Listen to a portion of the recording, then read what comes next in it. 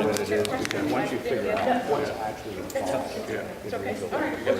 it's much more complicated. You can say that, I can. So my name is Chris Lukens, and I'm the Director of Voices Against Violence, and we are the Domestic and Sexual Violence Program serving Franklin and Randolph counties. And we're here in our capacity as task force members. We have a Domestic and Sexual Violence Task Force for Franklin and Randolph County. And it's a group of people, individuals, and people representing their organizations, that we come together, we meet quarterly, and we talk about the issues affecting survivors in our community, and work on systems issues, talk about what's working, what's not working. We inform ourselves, and this is part of that, informing ourselves, and hopefully we can impart some of our wisdom and knowledge for you as well. So we wanted to give candidates an opportunity to talk about our issues and think about our issues. We Louder? can't hear, we Okay, can't hear sorry. you. So I would like to introduce the steering committee of the task force. So Belinda Bassett and Alex Gibson, White, excuse me. And if you folks want to, introduce who you represent and say a few words, or. So I'm Linda Bassett. I'm the Clinical Services Program Manager at Northwestern Counseling and Support Services in the Children's Division. I have been part of the Domestic Violence Task Force, as it was originally named, for years.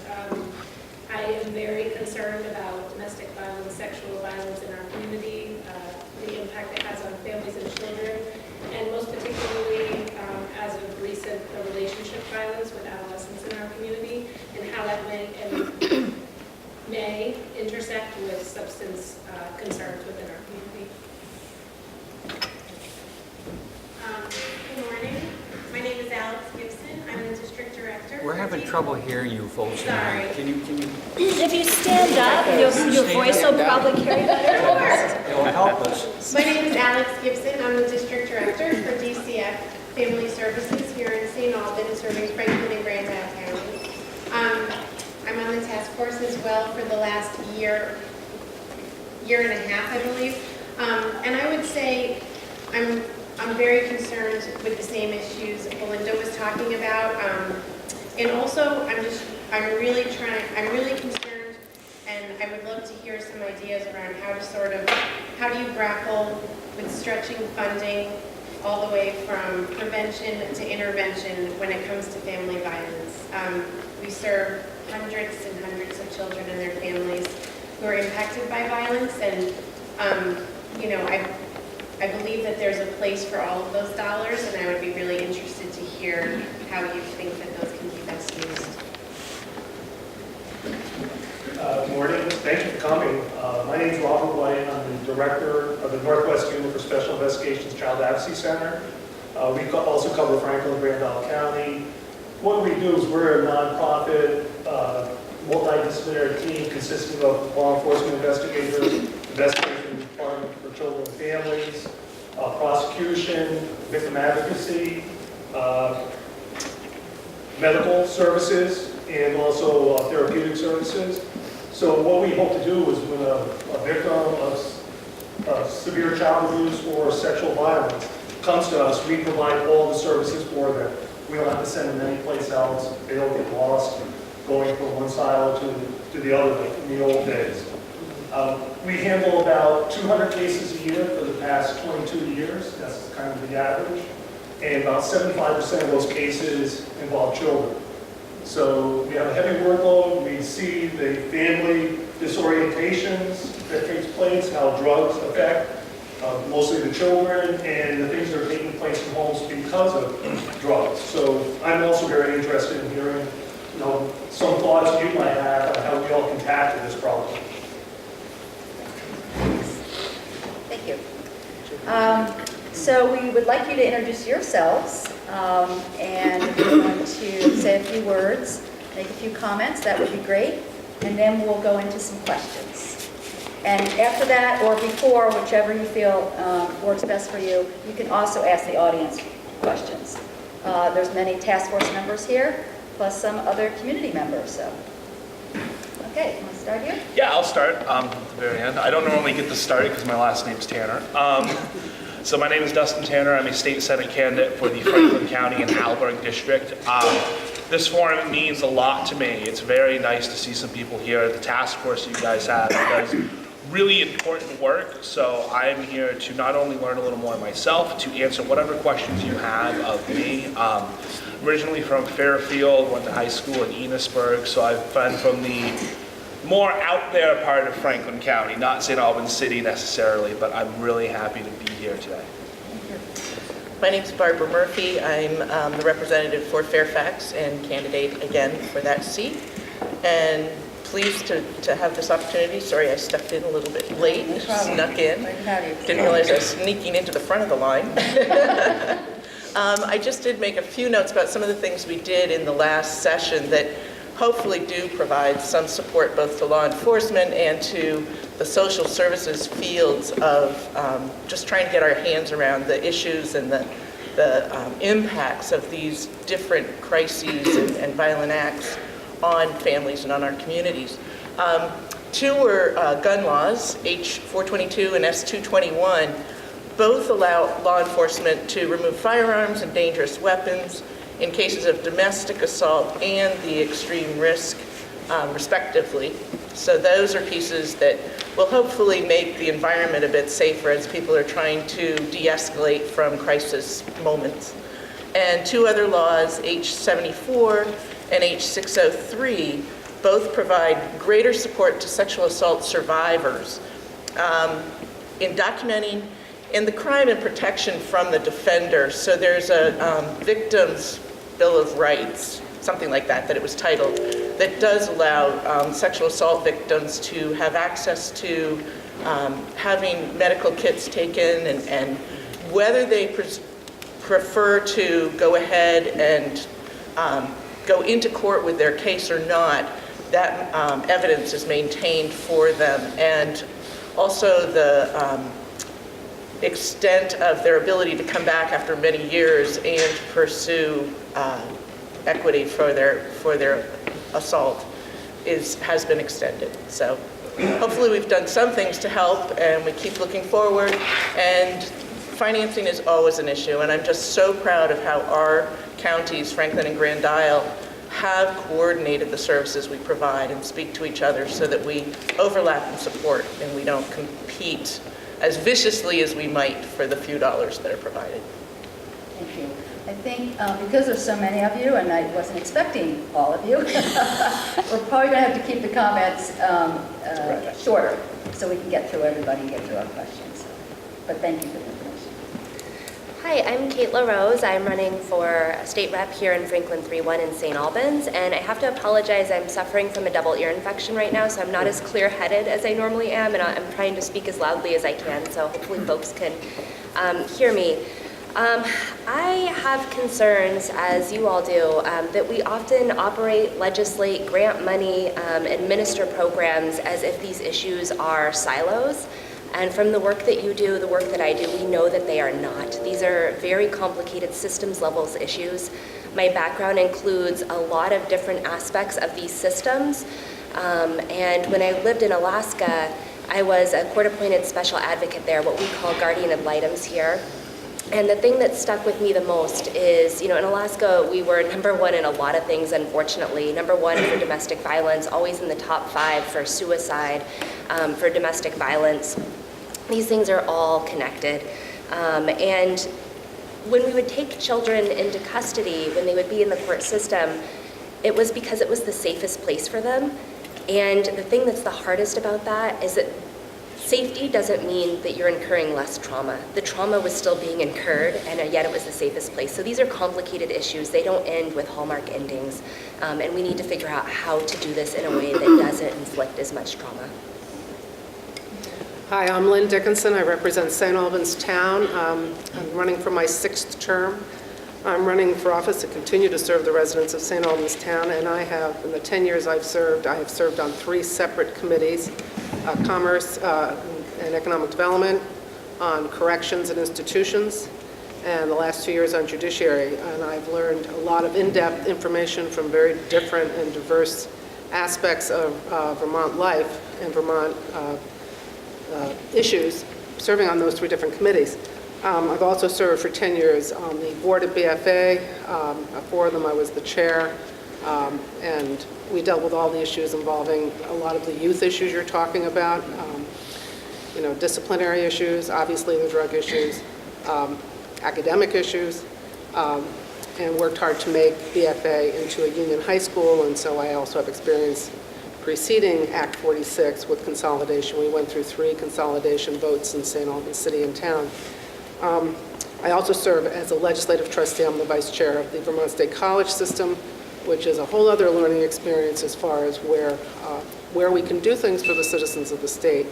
I have worked on a couple of bills, one of them I'm very proud of, which was the ability for the licensed alcohol and drug counselors to be independent and to be eligible to participate in Medicaid. Previous to that, they were generally, the Medicaid money was only available for agencies. But this way, a lot of the LADCs could treat people and work with clients who, regardless of ability to pay. And I worked with the Human Services Committee quite a few years on that bill, and it finally did pass. So I'm really interested in hearing your questions, and I'd be happy to talk about the things that I've worked on the past 10 years. Hi, my name is Nick Brusso. I'm a candidate for state representative for Franklin 4, Swanton Sheldon. And this is, I recently completed an AmeriCorps term at Resource, which is a local nonprofit in the area, which is where I was a mandated reporter.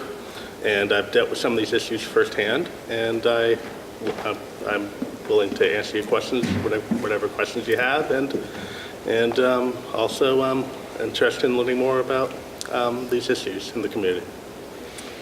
I'm Pam McCarthy. I am running for the Senate here in Franklin County and Alberg.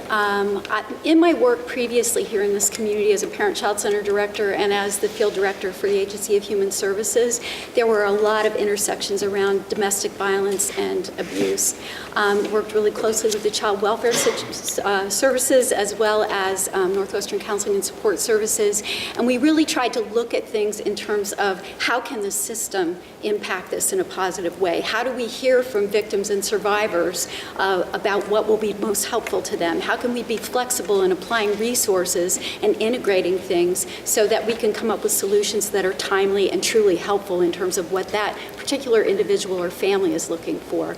I am really interested in hearing where we are now, what it is you need to move forward in this work, and how we can be in the mode of collective impact here in Franklin and Grand Isle counties to really make a difference for victims and to emphasize prevention and earlier intervention in this work. Thanks. I'm Mike McCarthy. I'm running for state representative here in St. Albans City in the southern part of the town, the Franklin 3-1 district. I serve here on the city council representing Ward 4. In the spirit of full disclosure, my wife Stephanie is a master in social work intern at Lori's house, and I hear a lot about the issues that we're facing at home because of the work that she's doing. And one of the things that I'd like to focus on, if I have the honor of serving St. Albans in the House, is to make sure that emergency housing and affordable housing are more available, and that the access to that is more integrated with the other services that are being provided. I think that's one area where the legislature could make a really big difference, spend dollars in ways that help people more, and help encourage the development of long-term affordable housing that's actually going to give people some stability in their lives. I'm Randy Brock. I'm serving in the Senate now. I'm in my 3rd term, and I'm running for re-election to my 4th term. I started my career as a military police officer. I was an operations officer and a criminal investigations officer. I've seen domestic violence. I've seen sexual violence up close as it happens. It's lasted with me in terms of the images that I remember. It's something that I am very passionate about dealing with. There's a money issue, as you raised early on, and one of the things that we in the legislature can do more than anything else is deal with accountability of saying, of the money that we're spending, what's working and what isn't. We need to do a better job of determining that so that we put the money where it will make the greatest return and do the most good. And that's one of the things as a member of the Finance Committee that I certainly intend to continue doing. My name is Mary Beerworth. I am running for the Franklin 2 seat that represents Fairfax. I'm a native Vermonter. I'm fortunate, unlike some people whose kids have had to leave the state, that all 4 of my grown children live here and all 10 of my grandchildren. I had a sister growing up who was a victim of sexual assault that resulted in a pregnancy. So I am very, very mostly concerned about all of these things, and I hear drugs coming up many times. But I'm most concerned if there's any way we can help our teenagers become less involved in inappropriate and too early sexual relationships, which I think sets a pattern for abuse, and I watched that happen with my sister. I just had a press release come in from our U.S. Attorney, Christina Nolan, who is our first woman attorney, U.S. Attorney. She was talking about Project Safe Neighborhoods and putting an open invitation out there to talk to community folks like yourself to help with whatever way they can on domestic violence. So I urge you to reach out if you haven't already. Thanks. Hi, Carl Rosenquist. I currently serve in the legislature representing the town of Georgia, Franklin 1, and I serve on the Human Services Committee.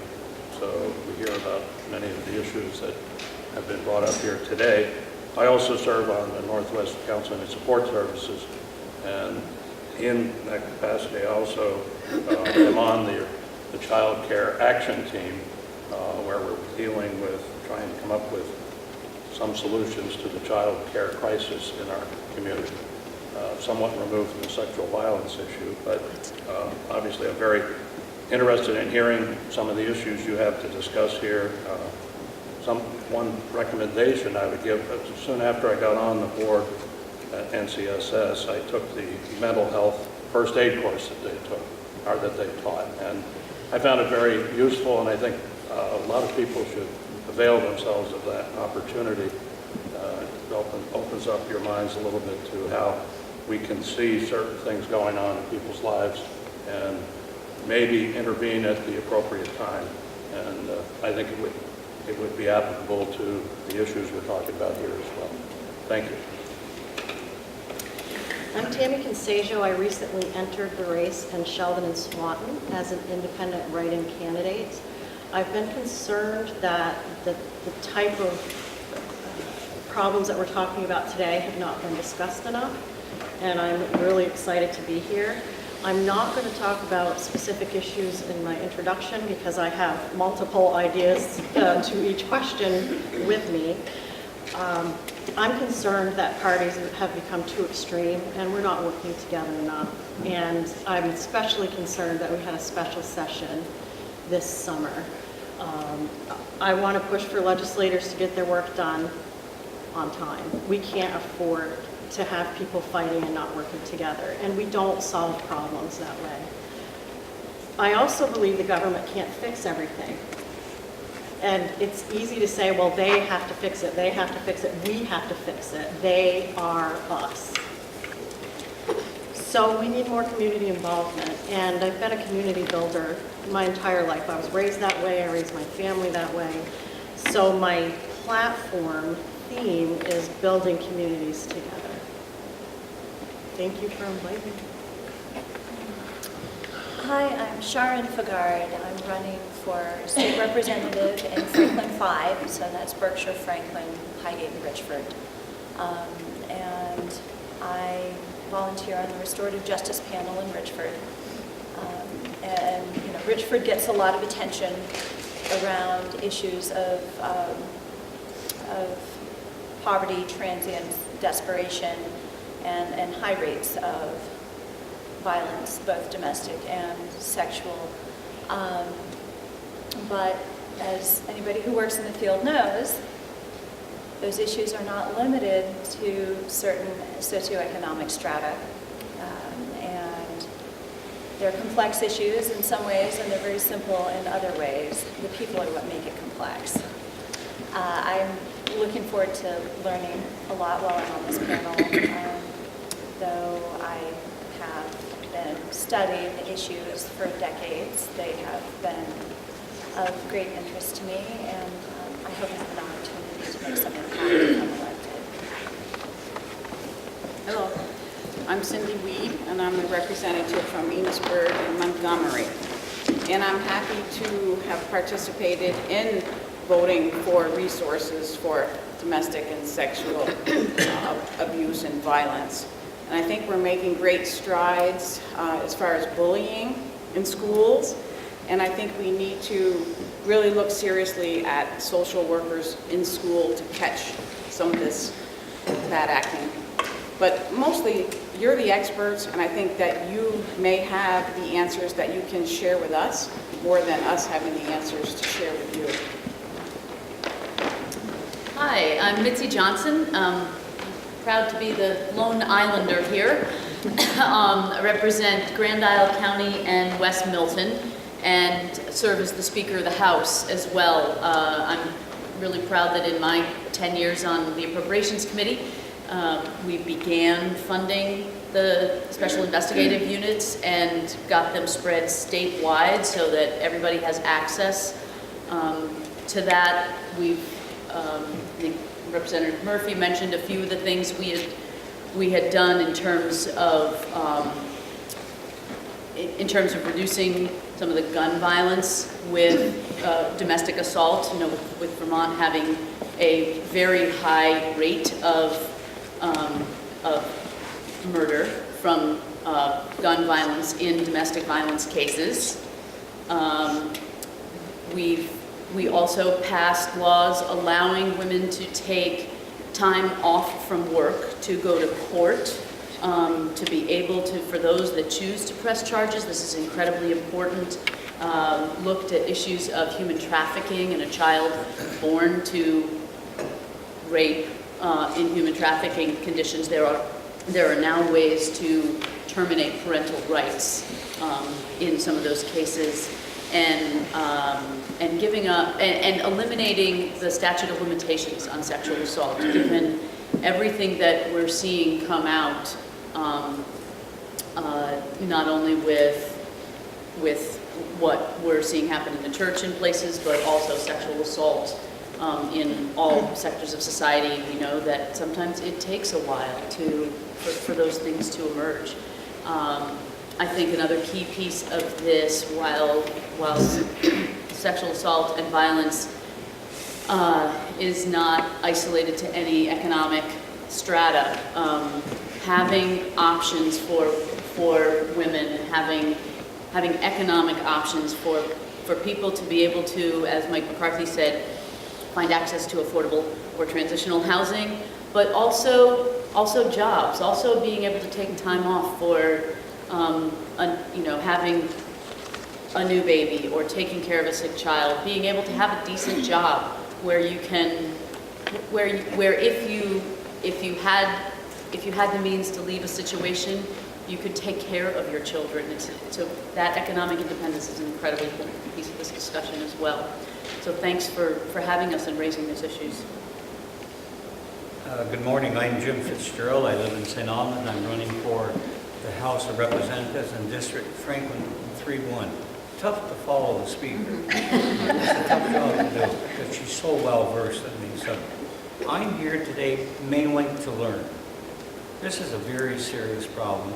I recognize that, but quite honestly, I don't know a great deal about it, and I'm hopeful that I can learn something about sexual and domestic abuse today. One thing I do know is that this abuse is not limited only to poverty. We have many business people in this community and other communities that are committing sexual assault as we speak right here this morning. It's a horrible disease. And I'm anxious to learn more about it, and if I'm fortunate enough to be elected to the Vermont House again, I certainly want to work on that. I want to learn more about it and do my part in trying to end this horrible thing that we have in our society. Again, I'm Jim Fitzgerald. I'm a former mayor of St. Albans. I'm a 3-time legislator, served in this community most of my life. I've lived in this community, and I've sat in the city hall many times and been chewed out. So today, I hope not to have that happen. Thank you for the opportunity to come here before you this morning with a purpose, for me at least, to learn.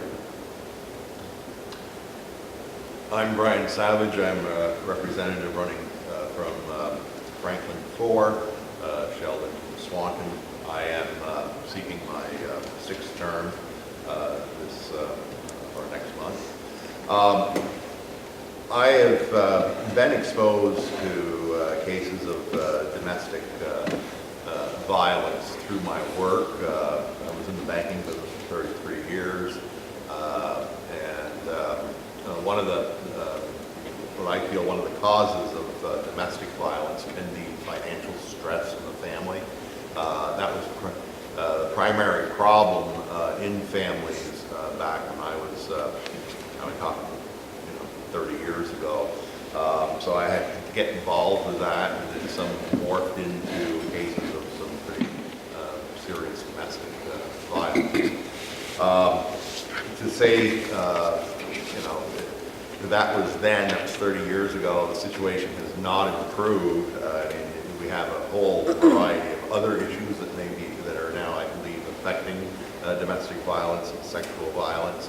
So we have taken some steps, as been previously mentioned, and there's a lot more, I think, that needs to be done. I'm looking for input from members here in the audience to see what their ideas are, what we may do better, or stop doing, or whatever. So thank you for inviting me. Hello, I am Kelly Cummings, and I always start with saying I'm not originally from here, because we've gone down the table and no one sounds like me. I have lived in Vermont for 21 years and raised my children here. I have both a son and a daughter. I get really nervous speaking in public, so I did not want to come to this just because of that. But I have to tell you, I think this is a very, very important issue. So I pulled up my courage, and here I am. What I did realize, too, is I've always seen this I've always been aware that this happens. And it's always been something that has upset me to hear about it and know that this happens. But as I began to research all of this, I realized there's so much I don't know. So many details of things that the average person doesn't even think about. So I, too, am here to learn. I was kind of amazed at all the different levels that are affected and all the things that go in to make all this kind of happen on the sexual abuse and domestic abuse. So with that said, I am running for Franklin 6 from Fairfield, Bakersfield, and Fletcher. And I really, really am very happy to be here, scared or not, here I am, and open to learning whatever. Thank you. Well, thank you all. We really do appreciate you all being here early in the morning, and please help yourself to some food. We did send out some questions, so we're going to move on to those, and we also realize that they are pretty big questions. So, answer them or address them however you want, or ask questions. It's really your time, so we'll give you about 3 minutes apiece to answer the questions, just so we keep it rolling and we don't run out of time. All right. So one of the purposes of the Franklin Grand Isle Domestic and Sexual Violence Task Force is to look at the bigger picture, which includes working to uproot the causes of violence on the individual, community, and societal levels. That's very big. Can you speak up, please? Okay, sorry. What do you believe are the causes of domestic and sexual violence, and if elected, how would you use your position to work towards the goal of uprooting the causes of domestic and sexual violence? We want to maybe start down at the other end? Yeah. Oh, thank you. Okay, so I hope you will forgive me because I went ahead and wrote down my response because of the fact that I was so nervous. So I would say that sexism is a big problem. The way women are viewed in society, it's not something many will admit out loud, but you know it when you need it. It is reflected in the lack of equal pay for equal work, lack of women in leadership roles, as well as politics. There is objectification and the way women are portrayed in movies and on television just perpetuates, I think, the problem. I believe poverty is another. The stress induced by poverty creates a perfect environment for abuse of all kinds, and it often creates a feeling of uselessness and hopelessness that can, I would assume, manifest in violence if things get too bad. I think racism is another. I just think people of color face tremendous obstacles in our society and are also more hesitant to reach out for help because they don't feel safe to do that. I think other contributing factors could be the lack of self-worth, feeling valued as an individual and feeling powerless. Violence is often a way someone may strike back to feel more powerful. And I think many people are lacking opportunity. I think people are really stuck in today's world and just feel they have nowhere to go. And of course, we all know we need somewhere to go. We need to have some reason to get out of bed in the morning. So how I would use my office to work towards this goal, it is my belief we need to build a strong and practical functioning foundation that will carry us all far into the future. I believe if Vermonters are to thrive, we must first recognize the fundamental foundational supports necessary to build a life that is stable, prosperous, and affords every individual the possibility to succeed. I believe that healthcare is a necessity. I believe that all people deserve a livable wage. I believe in paid family leave. I believe in high-quality, affordable child care. I believe in equal pay for equal work. And I believe in affordable housing. And there, of course, are other important parts to this as well, but you get the idea. If we build a platform of the basics, we will create some much-needed stability, and it is stability that opens the door to opportunity, and perhaps with opportunity, it will help reduce the rates of violence. Thank you. I know 3 minutes goes very quickly. Okay, Brian, thank you. Well, as I had mentioned previously, I believe there's a number of factors that certainly at the root of the domestic violence, sexual violence. On the domestic violence, as I mentioned, the financial stress, but I also think that we have some serious problems with addiction, be it to drug or alcohol, depression, mental illness. That is all playing a factor into this. I think maybe somewhat break down the nucleus of the family and the stress of day-to-day life just gets to the point, the saturation point, that people blow their cool, and unfortunately, oftentimes they'll just reach out to the nearest person who's there. Sexual violence, I think we can look at the media for one of the reasons for that, one of the several reasons. I mean, if you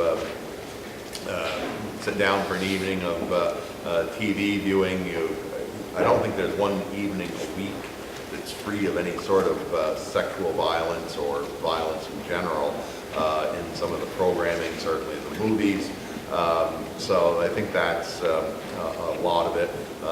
Video games that are out there on the market for, even though they may be rated, I still think people are getting them much too young. So I think these are all contributions to this. What can we do in my office to work toward this goal is to speak with people. This is a good place to start right here. And as we've done in the past, similar forums, and work on pieces of legislation that may address certain things. We cannot be all things to all people. That's very important. I mean, we are, we got a lot of things going, and sometimes people have to take their own personal responsibility as well in looking for solutions to some of these problems. But we can do what we can, and certainly open for suggestions. Thank you. Thank you. What a horrible problem we're facing in our society. We tolerate porn on our internet. We tolerate horrible movies on our TV, and the news is depressing. No wonder we have these kinds of problems in society. I think some of the problems related to this, and again, I'm here to learn, low tolerance for the flaws of others certainly plays a big part, I believe, in domestic abuse. And I can expand on that later, but we don't have time, I'm sure. I'm sure that alcohol and drugs play a major part in these problems and daily things that we do. I think some of these folks feel socially isolated. I think our churches need to reach out more to our folks and work very closely with those affected and those responsible for their actions. And certainly a lack of education in some cases plays a major part. Lack of self-confidence, I think, is a very important factor when it comes to domestic abuse and sexual abuse. I think we should ban porn as an example. Who needs it? Why should we tolerate this? We must educate, in my belief, to have the victims learn the signs of oncoming abuse. We need to, and we have folks such as yourself working with these people daily. And I'm sure that you talk to them daily about what they need to look for, what they need to be aware of, and what they should tolerate and not tolerate. And I thank you for that service. We need to help folks identify the different characteristics of domestic abuse. What is it? Where's the line stop? Is this okay? Is this not okay? It's surprising so many people don't know the difference. I'm one of them. I frankly admit that. I'm a strong believer that the legislature has a responsibility to provide funds for legal defense of these folks. And women as an example, leaving their jobs, and the Speaker has spoken about that this morning. I was not aware of that, Madam Speaker, but it's a good sign that we're moving in the right direction as far as I'm concerned. The bad news, as far as I'm concerned, it's all bad news.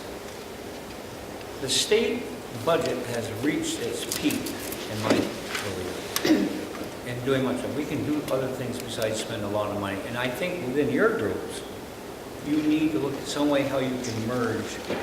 And I believe in some cases in the state of Vermont, we have too many agencies providing basically the same services. And I think we need to look at that very carefully. If elected, I promise it will be a top item on my agenda. It's something we can't tolerate. And I want to say one more word. I can recognize social abuse because I live it. I promise to do the best job I can for you. Thank you for your time. I hope I learned more this morning. I'm sure I will. The Speaker's next. I always learn very much from her. Thank you. It's really a profound question, right? What is the root cause of a situation that allows one person to think it's okay to physically and sexually abuse another human being? Like, what's the root cause of that? And there are going to be a lot of important suggestions of that as we go down the line here. But it's really profound. I was an EMT in South Hero for 18 years, and I worked, I was a substitute teacher, and the experience that really sticks with me from the years in the school was in a second grade classroom one time, a kid was being, frankly, a total pain in the neck, like a little 7-year-old, sticking his tongue out at me behind my back and not writing his spelling words and, all this. And I tried taking away his recess, privileges, but poor kid, it's on Monday, he was already in recess debt from the previous Friday. And finally, I stopped and said, hey, can you come here and talk to me? And we went and sat down in this beanbag chair in the little reading section. And I said, are you okay? He's a really angry little kid. And if I may, Cindy, he just melted into me. I mean, he just wrapped himself into me and he said, I didn't get a lot of sleep because Daddy came over last night and he's not supposed to come over. Translation, protection order. He was really loud and angry. Translation, alcohol abuse. I had to call the police because he was being mean and hitting Mommy. Active violence situation. And the police had to take us to Grammy's house. And so here's a 7-year-old responsible for intervening in getting he and his 3-year-old sister to Grandma's house. So what is the root cause of a situation that allows one person to do that to another person? And to be clear, while it doesn't only happen to women, it mostly happens to women. So what is the root cause of a situation where, by and large, men think it's okay to physically abuse women? There are a lot of important answers to that, but I want to stay focused on that really core, kind of astounding question in our society. Thank you. I think we've talked a lot about the causes. Power over women, sexism, intolerance in general, discrimination and racism. It's rampant. I had a housemaid in Montpelier who was the only black woman in the legislature. And she was forced to resign due to death threats against her family. I'd say that was racism. We know what it looks like. The question is, what do we do about it? How do we address it? I did mention bullying early, and I think certainly, I just heard a friend private message me about her son being, our daughter maybe, being bullied. And the popular girl denied it, and so it was a non-issue, and she got away with it. And it's so hurtful, it so racks people's self-esteem. It starts early. We've all been bullied, I bet you. And women have been treated poorly in a sexual nature too. I'm sure we can all agree about that or have experienced that. The question is, and we're all in this together, what do we do about it? Certainly, I think having an early education program funded is going to help identify children like the speaker experienced. I think there has to be clear and harsh accountability for the perpetrators. They shouldn't get a slap on the back of the hand. So we're in this together. I certainly am willing to make it a top priority, and that usually does mean money. I don't think that when we get to a certain number in the budget that we're done and we just stop funding everything. That's not going to work. The price of goods and services has gone up in the last 30 years, and so has the state budget. But it's prioritizing, I think. And the first thing should be our people, ourselves, our family members, and our community members. That has to be number one ahead of anything else. Thank you. Thank you. The root causes of domestic and sexual violence, I don't think science fully yet understands. Domestic and sexual violence exist across species. It's not a problem that is ever going to be fixed completely. It's a goal we can work toward. But we can't assume at some point we'll have a silver bullet and that we can say, okay, our work is done, we did it. Every individual and every generation has to learn and has to work toward this goal. Impulse control, not everybody has it. We see it in children. You know, some kids are really good at waiting in line. Other kids run ahead. We are a society of individuals, and as Nancy mentioned, and some of these individuals are growing up with a lot of trauma, and with the example of masculinity being one of violence. I know stress plays a big role in whether or not somebody explodes at their family members. I do believe that a lot of people stay for lack of perception that they have other options. And hearing the idea of making sure that there are sufficient housing options for people trying to flee violent situations is really important. It's great to know that domestic violence survivors have the right to take time off from work to go to court. The rate of domestic and sexual violence is severely underreported because there's so much shame, because somebody you love is doing something to you a lot of times, and it's embarrassing. I think one of the most important things we can do is we can destigmatize getting help, whether you are a victim or a perpetrator. Getting help for mental health. It's still stigmatized. People who are struggling with emotional disorders or personality disorders, it's still stigmatized intensely. Addiction, disorder. But providing escape options and working with victims and perpetrators, but I also, to echo Cindy, early childhood. The money invested in early childhood can make a big difference down the line. And I remember when my sons were in first kindergarten, first, second grade, there was something called Second Step. And it was about conflict resolution, identifying your emotions, learning the language. And I think that the solutions are going to require a lot of supports.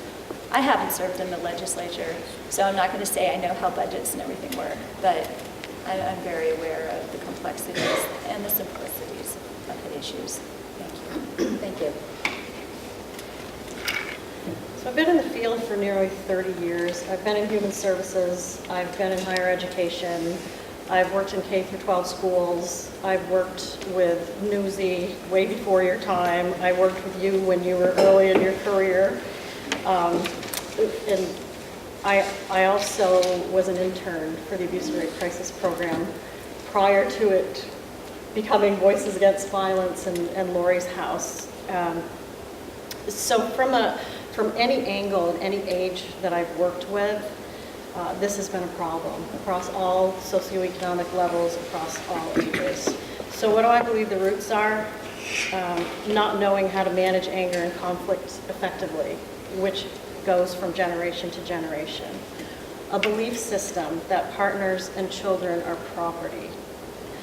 I interviewed multiple clergy members about the quote in the Bible, "Spare the rod, spoil the child." And there was an amazing variety of interpretations on what that means, from what I deemed as violence to what I also deem as discipline, where you teach people and your children to learn and set boundaries and teach alternative ways to handle themselves.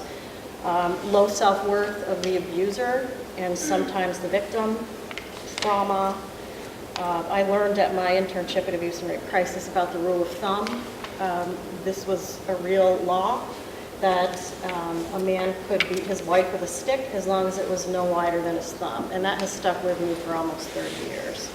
A cultural belief that the victim asked for it or deserves it. Not understanding the difference across all levels of society, whether it's our families or whether it's in the criminal justice system. Punishment is, I'm going to make you pay. It doesn't solve problems, it makes things worse. Discipline is to teach you other ways of behaving and thinking. We also have a problem of culture that supports sexualization of women and children, and sometimes men. And this includes by some of our politicians, clergy, police force, judges, the people that are supposed to protect us, also engage in domestic violence. So what do we need to do? I would like to request a top-level task force to work across departments and really examine what are we duplicating, how are we using the funds, how do we work together to make the best use of the funds that we do have. And some of those departments would be the Department of Education, Department of Health, Department of Children and Families, Department of Employment and Training, Department of Corrections, and Agency of Human Services, and to increase options to learn conflict management and how to solve problems. I also know that government can't do everything.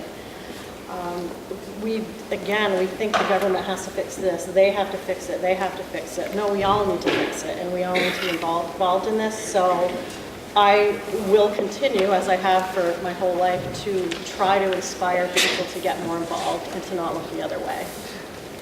Thank you. Thank you. I know it's been brought up before, but growing up and visiting with families, your friends and all that, and seeing sometimes a relationship that wasn't healthy between two partners, a mother and a father, it usually always boiled down to a self-worth issue.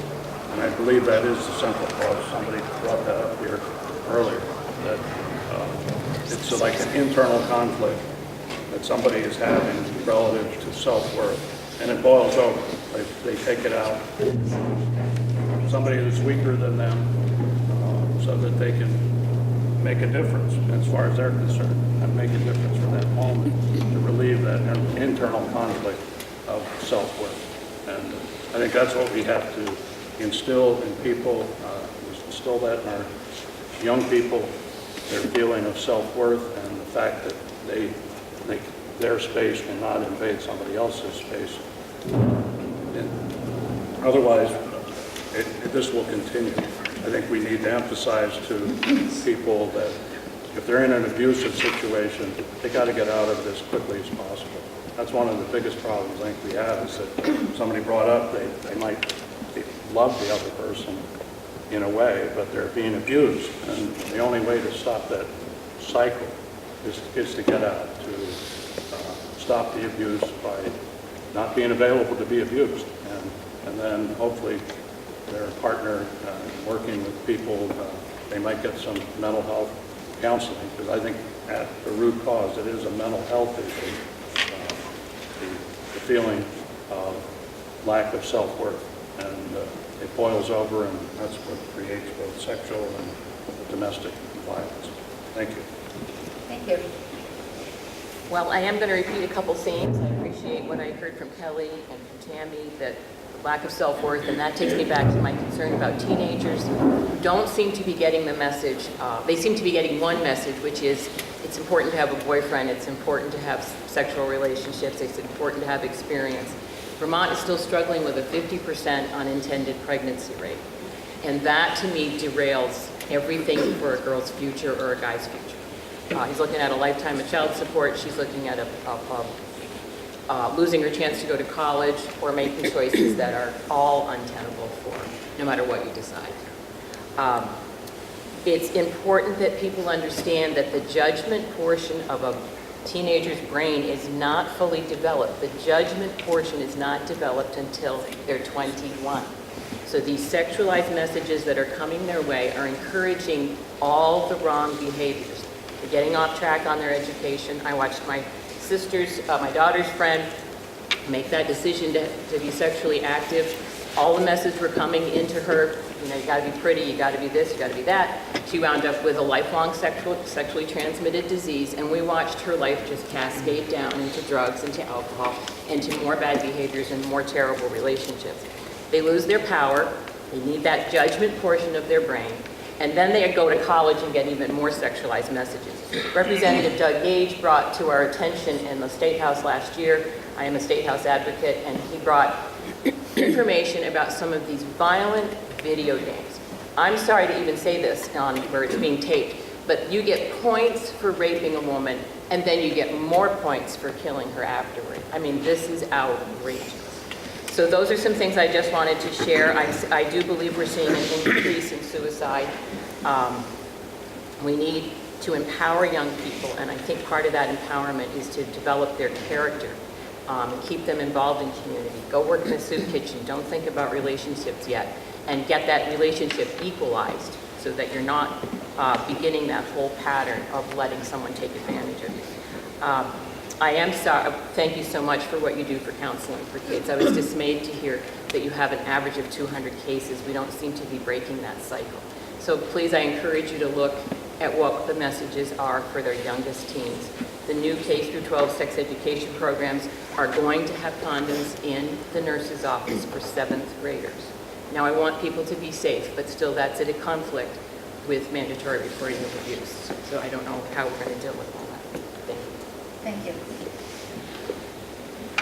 you. One of the real dangers with questions such as the one that you're asking us is you're asking politicians to pontificate and to talk about things that most of us have no expertise in whatsoever. And in a way, the shoe ought to be on the other foot, because as politicians, as people who serve in the legislature, our job is to listen much more than talk. You have the expertise, and these are questions that I would very much like to hear what you see and what you hear. I would like to hear the expertise that comes from peer-reviewed studies of these issues that have examined who does what and why. Our job is to listen and then to talk about what are the possible solutions. And again, to that end, we do that through testimony, by dealing with bills and committees and asking people who have expertise and who have experience in these areas to come and tell us their perspective. But it gives us the opportunity to ask lots of questions. And among the kinds of questions that we ask are, what are you seeing? What are people telling you? Of the programs that we have, what's working and what's not? Why? When someone is a victim of domestic abuse or sexual abuse, how are they treated? What's not working? What's falling through the crack that we ought to fix? Can we fix it through legislation? If not, what can we do? We should be asking about the various aspects of handling these cases through the various agencies in government, such as DCF, and also through the judicial system. What are the obstacles that women or men have in getting their cases heard? What kinds of things are discouraging them from coming forward? When a case is brought, is it being investigated, or are there things such as rape kits, for example, unprocessed? If so, how many? And as we talk to the agencies, why? When things go to court, are state's attorneys dealing with them adequately? Are people being charged? Are things going into backlogs that are not being dealt with? When things go to court, are people getting unreasonably lenient sentences for horrific crimes? And all of those things mean things. They mean that as far as administratively, the administration has a responsibility to ensure that its agencies, such as DCF, are doing what they're supposed to be doing and are doing it effectively. The same holds true with our law enforcement agencies. Are they responding appropriately? The same thing holds true to our state's attorneys. Are they charging and are they moving forward or not? And they are accountable to the electorate. And lastly, to our judges. The legislature re-elects judges every 6 years. Do we have judges that aren't judging? We want to know things like that. And to that, we look to you, we look to the community, we look to the agencies, and we're going to ask a lot of questions. That's what we do. That's what we should do. Thank you. To the senator's point, I don't claim to be an expert on these issues either, but I think the question that you were asking us was one about our culture. And I think that we're having the thing that's hopeful, we've talked a lot about the problems that we have, but the things that is hopeful is that our entire culture right now in the media is having a conversation about what is the problem? What's going on that is having so many women raising their hands and saying, me too, I'm a victim, I'm a survivor of domestic abuse, of sexual violence, of sexual incidents, of unwanted sexual attention. We're having that conversation, and that's a great start. I've heard some things today that I think are part of the root causes, and that we as leaders talk about things from a very, that it's the victim's responsibility to report, the victim's responsibility. Where are we, and why are we as leaders not talking about holding, especially men, who abuse their intimate partners or commit acts of violence against their children accountable for the things that they do? Why are we making it the job of the victim to remove themselves from a dangerous situation? And I do believe it is our job as leaders in our community to make sure that there are safe places for survivors to go and bring their young children when they're in difficult situations, and that we're adequately supporting those. So some of the really concrete things that I have been hearing from providers and folks who are in this room is that a lot of the dollars that used to come to Franklin County are going to Chittenden County. Sometimes when we're doing things well here, we get less money, which really doesn't make sense. So I'd love to see that programs and services that are serving our community well have the resources that they need, and the ones who are doing things the best are getting the investments with the limited dollars that we have. I'd love to see the auditor's office dig in and give us some performance audits around what we're doing with emergency housing. There is some data that has come out, and I know in the last few years the legislature's been talking about that. Those are kind of the nuts and bolts pieces, but I want to come back to, we have a culture that tells boys, men, that it's not only okay, but that it's good for them to be dominant and controlling of women. And I'm sitting right next to my mother, who didn't explicitly raise me to have that sensibility. It is the default setting in our culture. And it's our job to have the conversation about how we treat women as human beings, how the victims, the survivors that we've been talking about here today have rights to be safe in their homes, to be safe in our society, and that we need to create a culture of safety. And the leaders here at this table need to be talking to the providers and the experts in this room about not only just the policies that we can do, but also the language we use to describe this stuff. So I will be somebody who make sure that we're making the investments that we need, but also that we're keeping an ear open to the experts. Thank you. So when we talk about the root causes of domestic and sexual violence, I think we've heard it referenced several times today. There is this prevailing belief still in our culture that men have natural superiority, and there is a hierarchy built around that, and we have created infrastructure in our society to support that notion. There is lack of consequences for what happens behind closed doors, and there is a real pressure on victims to be the ones to report, to step up, to take that risk. And we have seen all too recently the consequences of that and what it means to put yourself out there and not be believed.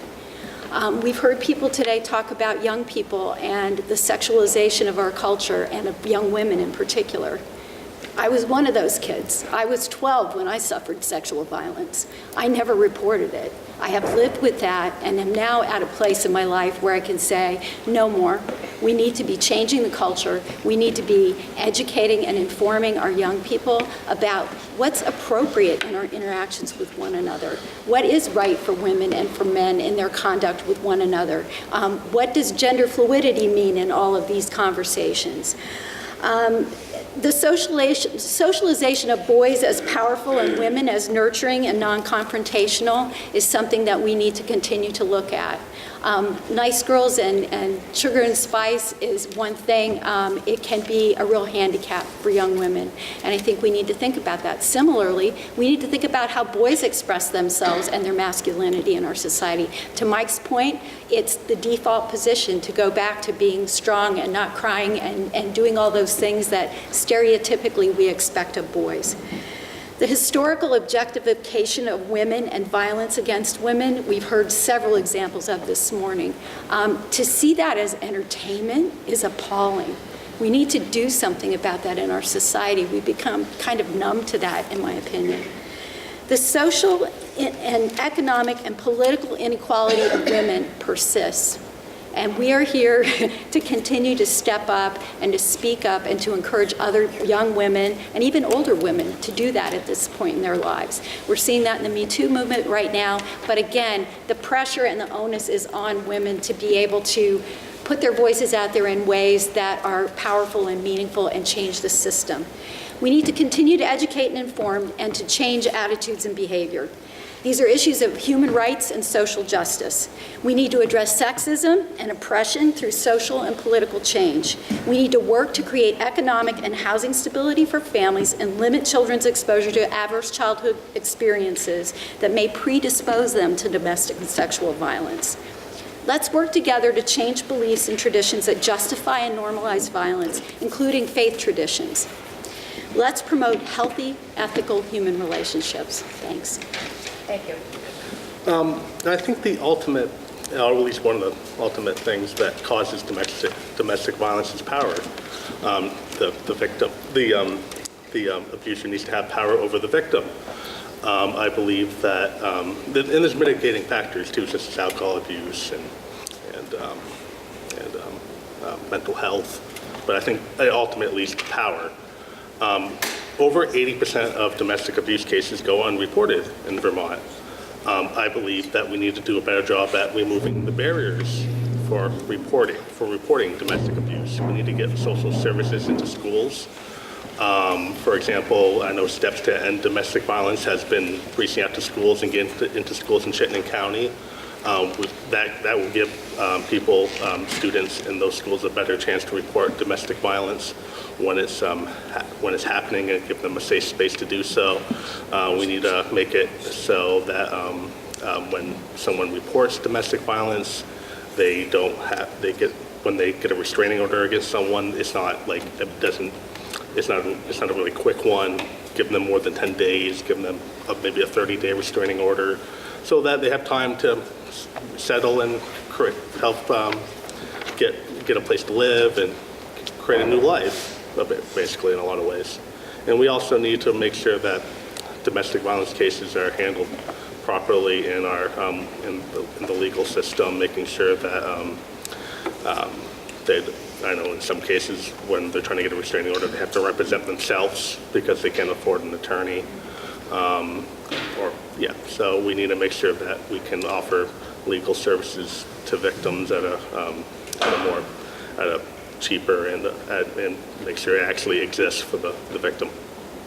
Thank you. Yeah, Nick, I agree with Nick. I think the root cause is power. The abuser is trying to exert power over the victim. I think that's born out of anger, perhaps some insecurity. Certainly the victim is often the one who feels insecure, even in the teenage situation where girls will tolerate abuse, violent abuse or physical abuse from their boyfriends in high school. It's just, there's no financial dependence there. It's just they don't want to be alone. They want to be part of a larger couple. And the power thing, I think, is a really important part. One of the things that I think makes it hard for the victims is that most times, they need economic independence. They don't have their education, they have a child. Some of the people here talked about the lack of self-worth, which obviously is part of it, but they also need emotional independence. And I think it's easier to get emotional independence if you have economic independence, if you can have a job and you can get an education or a skill or something. And we have vehicles there for people to do this. They also need a support system from their families, from their school, from their community, from whatever services are available, whether it's DCF or whether it's the law enforcement, or, we have lots of places where there's support systems for our students and our women and our situation. But they need to have that in order to sort of climb that hill to where they can get the emotional stability and the emotional independence, and then they can see how to get the economic independence and move on. And one of the dangers, of course, in all of this is that as soon as they turn that corner and show that, they are then often at the highest risk of being really seriously injured or having the domestic abuse really accelerate. We had in our office, been here 45, 46 years, we had 2 people who were dental assistants who did on-the-job training kind of things. One worked, this is going to age me, she worked with the CETA program, which was a grant program with the federal government that employed people, paid for their employment for a year while they did on-the-job training. And she lived in a trailer here in St. Albans with her husband and 2 kids. I think they were married. And one morning, she just didn't show up for work. And it turned out her husband had come back in the middle of the night and burned the trailer up, and they were all homeless and out on the street somewhere.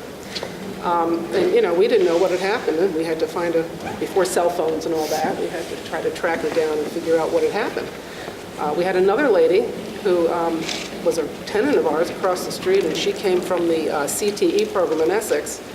She was doing dental assisting. She was an externship in our office, and then we hired her as soon as she graduated.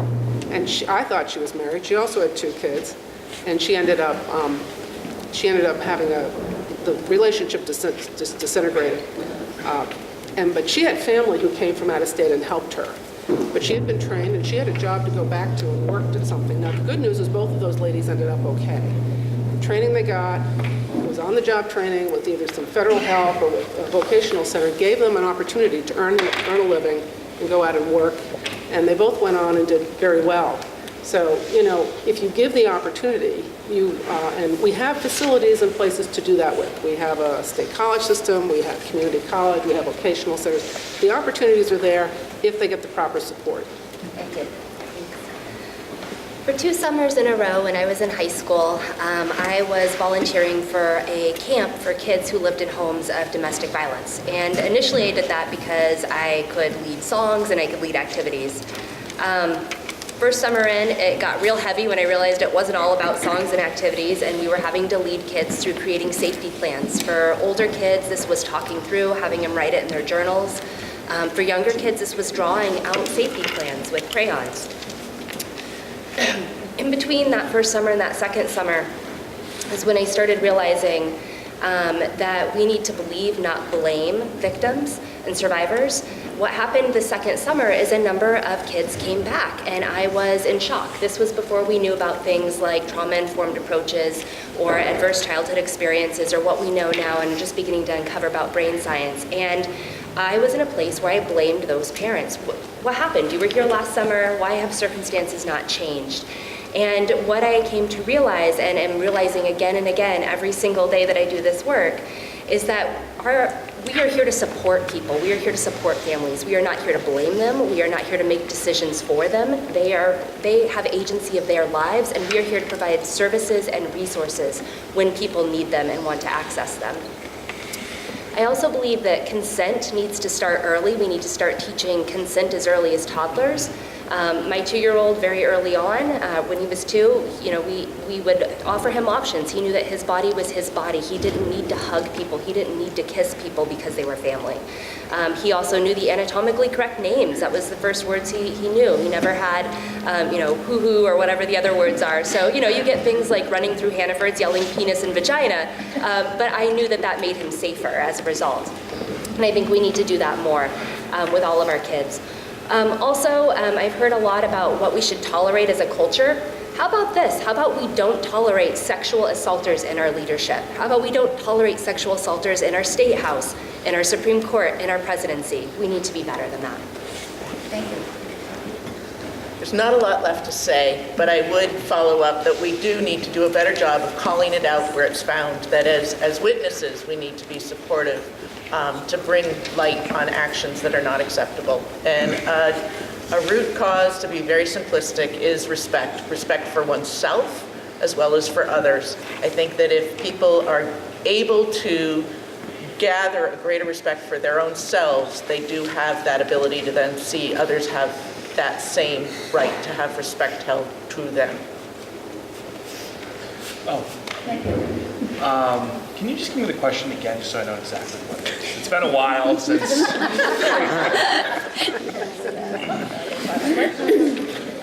What do you believe are the root causes of domestic and sexual violence? And if elected, how would you use your office to work towards the goal of eliminating? Okay, so what do I think are the root causes? Everybody has given an answer on that. Everybody has been correct to some point.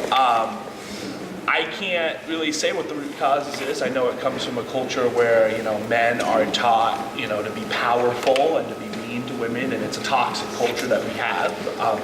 That starts at a really young age. What Mitzi said really resonated with me because I am a survivor of domestic abuse. My father, my biological father, beat my mother in front of me when I was 5. So that was how my father left my life. So what I think about what I could do, what my office could do if I was elected would be, I would do everything I could to give the organizations up here the resources that they need. You really can't throw a monetary number and say, we're just going to give $1 million to STEPS. Because what happens is that these organizations are dealing with much different challenges than, say, you give food stamps and you know what it's going for, right? It's going towards food. You give money towards STEPS to domestic violence and you don't get to necessarily see where that's going because it has to go to so many places. It has to go to a place where if a woman leaves her abusive partner, you got to find her housing, you got to find her work, you got to find her clothing, you got to find her food. And I've seen that myself when my mother left my father. What situation she was put in was vastly unfair. And this is why this topic really means a lot to me, because I would work with this task force in front of us and I'd say, what can we do down in the State House to make your jobs easier? Because the job is a hard job. Every day, anybody who works with these organizations has to go and face real life situations. And just because you clock out at 5 doesn't mean your work's done at 5. And I would do everything I could with my office to educate kids. Kate mentioned the consent class. I actually was part of a group of high schoolers that took classes about consent. And my view on my, how I was sexually versus what my peers were was vastly different because of the way we learned about what consent was. I saw that the way I treated my fellow females in high school was different than some of the other people who came from these broken situations. So teaching kids consent is a big one. Providing the support to the organizations doing this type of work is another big one. And making sure we believe survivors, because there is still a big portion of people who, to this day, will, when a survivor steps up, even if it's 10, 15, 20 years, no matter when they step up to talk, you gotta believe them, because this is stuff that doesn't get unearthed in year 1 or year 2, Over the campaign cycle, I have come to realize that when I was a kid, I was molested by somebody older than me, and this is something that I've just learned to deal with. This is something I want to talk about now, right? So when people come out and say, this is what has happened to me, you have to believe them and you still have to support them no matter how far after the fact it's been. Thank you. Wow. This has been really awesome, and we have run out of time pretty much on one question. So thank you very much for your thoughtful comments. So the time that we do have remaining, we're not going to get to the other questions, but I'd like to open it up to the audience. Do you have any questions or comments?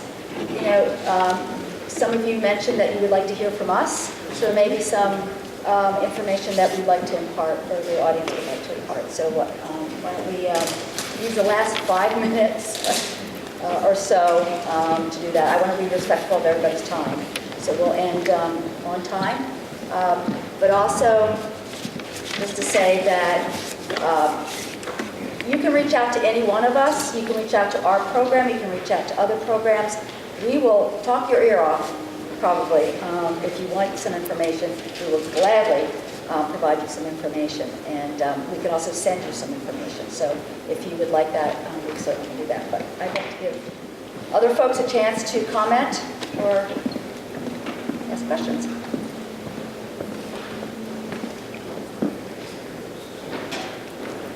Can we ask questions? Or you can ask questions. Can I ask a question?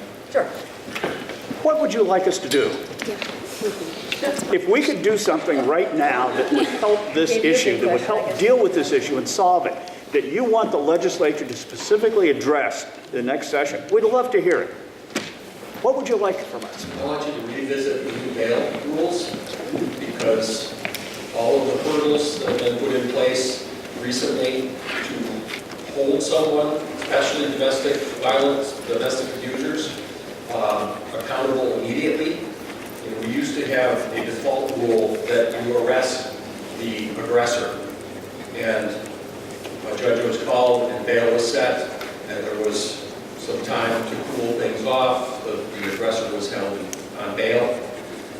The rules have been changed now, and domestic violence aggressors are being released because of the constraints put on judges and the police by this new bail law.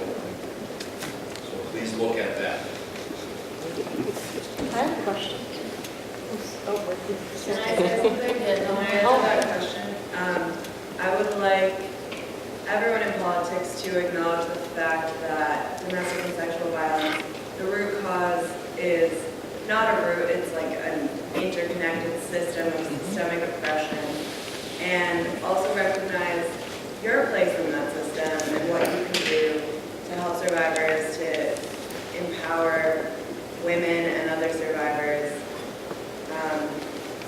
Yeah. Thank you. And also give us money for emergency housing. Yeah, flexible money.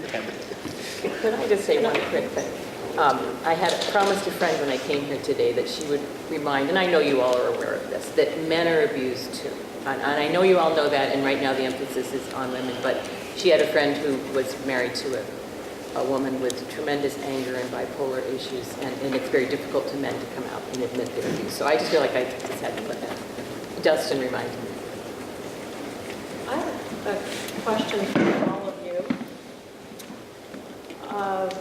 I hear a lot, DCF needs to do more, the state's attorney needs to do more, the public defender needs to do more, Newsy needs to do more, NCSS needs to do more.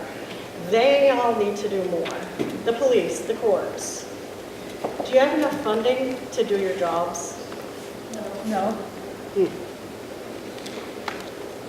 And I say most of our funding at Voices, it comes from the federal government, not federal. Also, our funding is mostly crisis services, so we talk about prevention, the cycle. It's all about capacity. We don't have the capacity to do that. Like a lot of agencies, every agency in the county, like Nick said, Steps and Domestic Violence does have an advocate that can go to schools. Every agency in the state tries to do that, but it's all about capacity. We're not funded to do that work that's so heavily needed, so we could Yeah, I think prevention work, and we've gone to the legislature about that, but it's really hard to prove what your dollars are going to buy. Yeah. You know, we're not going to see the effects that day that we might be working with a group in school. It's going to be down the road, and I think that's very difficult for legislators to see what's going to be the end result. How is that going to pay off if we put I hear a lots of lot about dollars how we're in going to pay prevention? for it. Well, we're already paying for it. We're paying for Right. it in So if you look at it that way, crime. yeah. We're paying for it in substance abuse that's out of control. We're already paying for it, so why don't we reallocate our funds to intervene sooner, to have a treatment instead of punishment, to support the people that are on the front line so they don't burn out and need their own services. So it already is costing us a lot. So let's just turn the view of how we're spending this. I have something. I think we need to acknowledge what's working. That when the police are called to domestic violence, there's an extra officer that's handing out stickers to the kids that are gawking, that are looking at the kid that's experiencing it. But they're more interested in the officer giving them attention. So there are things working, and the little things like stickers. So it's huge, but let's acknowledge that there are things working. So there's a lot of things not, but the little things, they're working.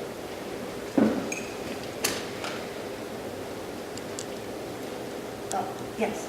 I'd just like to ask our state's attorney, why did we change the bail law? I mean, what was the overriding purpose to essentially diminish your tool so that we know how to react in the legislature? My understanding was that the story that started the ball rolling and changing the bail rule was that it was economically inequitable. Rich people could pay their bail and they weren't going to jail for a weekend before they were seeing a judge. couldn't make their bail, so they go to jail. That's a falsehood in most cases. The judge sets bail, according to the risk of flight, ties to the community, the evidence of the crime, and the agent of the crime. And whether people are able to make it or not, they still have to be brought in front of a judicial officer at the earliest reasonable time. It's a Friday night, they have 48 hours for a judge to review the case for probable cause, and then they'll show up in court at 1. The Judicial Rules Committee doesn't have any law enforcement or prosecutors on the committee.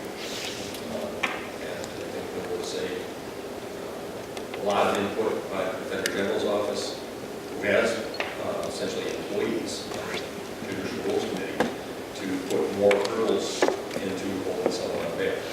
And it's been addressed a little bit with an emergency amendment, but it's still putting too many steps in and changing the way it had been, and the system in that part was working. And I don't think it needed to be addressed. I'm sorry to introduce myself. I am Franklin County State's Attorney General. Thank you.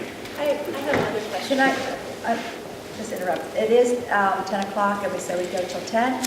Welcome to stay and have more conversation. I just want to be respectful of everybody's time.